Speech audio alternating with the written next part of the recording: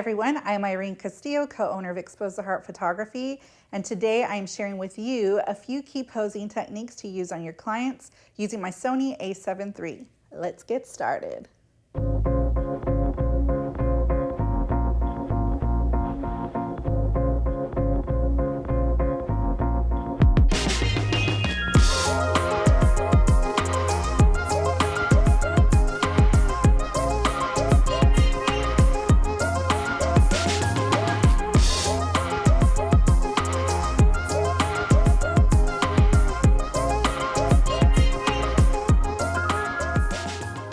My first tip for you is to create movement in your photo. I find that when you are using movement, that it will do this. It'll actually create and allow your subject to come to life and show real emotion. To help create movement at this session, I asked Janie to pull that jacket off, put it back on. I had her flipping it across her shoulder. She was flipping that hair. Yes, work that hair. But we captured genuine laughter from my subject, which was my goal.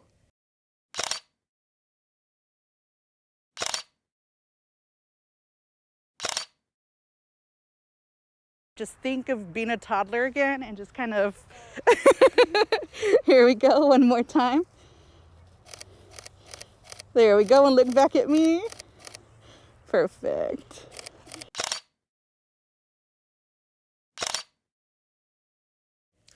Tip number 2 is leading lines. And this is taking it way back to my high school photography class days. Do you know about leading lines? Because if you do, then you know it works. If you don't, let me tell you.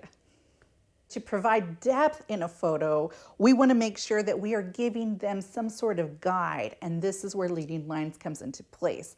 These leading lines are actually going to act as a guide for your eyes, for whoever is viewing this portrait or this photo, to kind of look in and see the depth in the space. We use these lines as a storyteller and a guide to get to the ultimate goal. If you're taking a portrait of someone, you can use leading lines in your background. You can also use leading lines with body and their limbs, making triangles with limbs. You want to see all them triangles that will make nice curve, the curve in the neck, the curve in their body and posture. Let that bend be natural. We don't want flamingo legs. Give a little bit of a bend in a leg. Give a little bit of a bend in an arm or arch your back. Try and make as many triangles with the body as possible and see how that looks for you.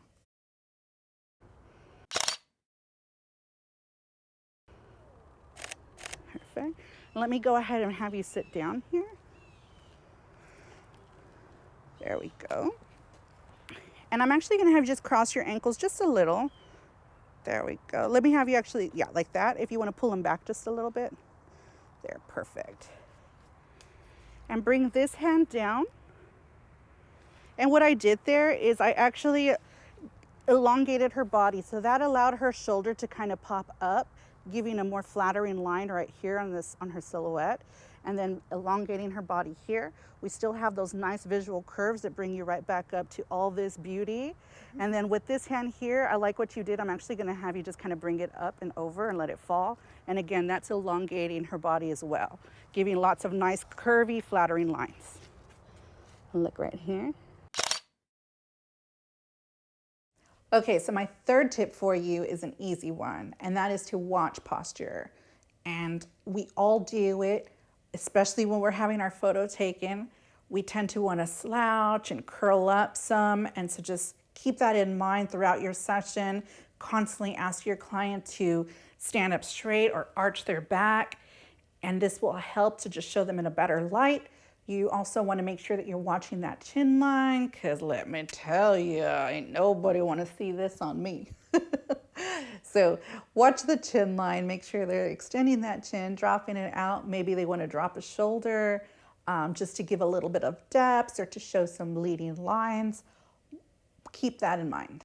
So you take a look at Janie and what she has here. She's got her shoulders that are just kind of dropped down, and she's just kind of straight on. So what I want to do is I really want to accentuate all of this beautiful angles here and just really get some nice curve on her body. So what I'm going to have her do is I'm going to have you go ahead and pull your shoulders back some. There we go. And that already kind of gives her a more positive stance in the photo. And so let me go ahead and take that for you. And then you'll notice if you hear me, I'll say drop your shoulder or drop one forward or just kind of pop it forward. And what that does is that gives dimension. It kind of elongates this part of the body here, and it gives some nice dimension here with her collarbone. And I really love that look. My fourth tip for you is don't be afraid to reposition yourself. If you are struggling with everything else in this video, you have your client in a pose and you just can't seem to make it flattering enough for them, try getting up and moving around them. Try changing your eye level, but just moving your feet or moving your stance can give you a whole new look. If you want to get at eye level, you want to get above them and kind of shoot down at an angle, maybe get below and shoot down at an angle. Try walking completely around them. Maybe the lighting will change. Whatever you do, is don't just stay planted. So many times I see, I've worked with photographers, I myself am guilty of it. We stay planted, we get comfortable in a spot and then we don't move. Switch it up, get to different heights, different elevations and see what works. If you really want to, you can even move completely back from your subject and capture more of a naturescape so that helps tell your story. So I've got her in one pose here and I'm not having her move at all. And I'm just moving my eye level. And I want you to kind of drop your chin this way, kind of turn your head and drop it out.